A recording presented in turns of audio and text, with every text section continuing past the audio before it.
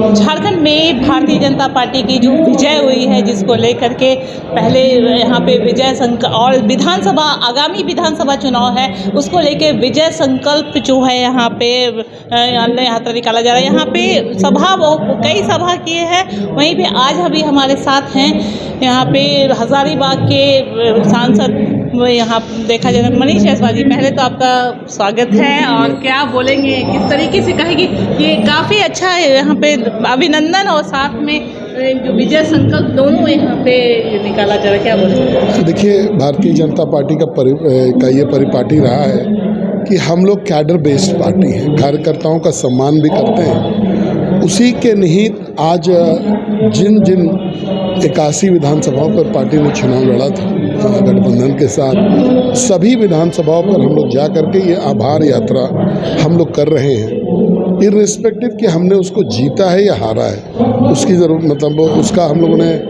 Consideration नहीं किया।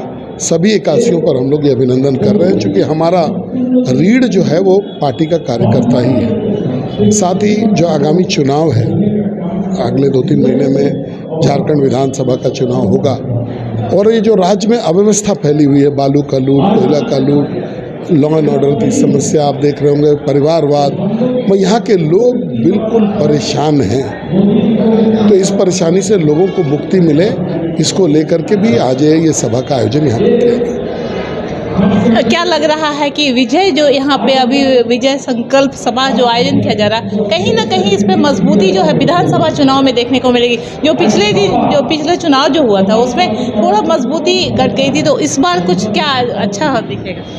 देखिए, पॉलिटिकल पार्टी जब चुनाव लड़ती है तो हम लोग जीतना हारना वो कंसिडरेशन में नहीं रहता है। हम कभी जीतते हैं, हम कभी हारते हैं। ये एक ऐसा विधानसभा रहा है जिसको हम लोग कई बार जीता है, कई बार हम लोग यहाँ हारे भी हैं। लेकिन ये परंपरागत रूप से भारतीय जनता पार्टी की सीट रही है।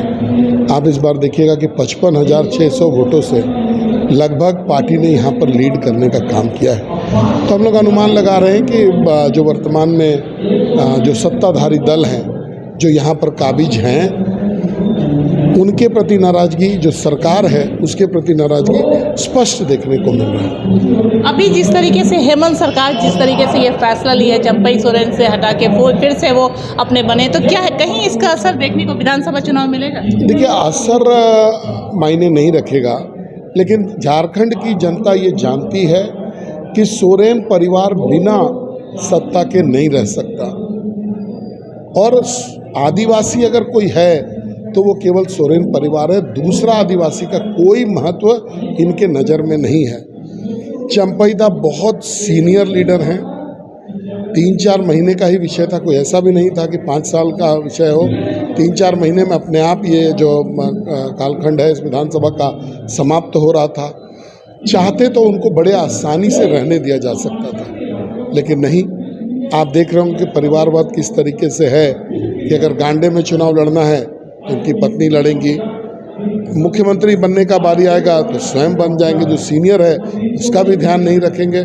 तो ये सोरेन परिवार हमेशा सत्ता से चिपका हुआ परिवार है, और ऐसे परिवारवादी पृष्ठभूमि के लोग कभी भी किसी चीज़ का विकास नहीं कर सकते, केवल अपने परिवार का विकास करते हैं। तो झारखंड में सांसद नींव डाल दिए हैं, और अब विधानसभा, तो कहीं ना कहीं सांसद मजबूती लेकर के आएंगे इन 5 वर्षों।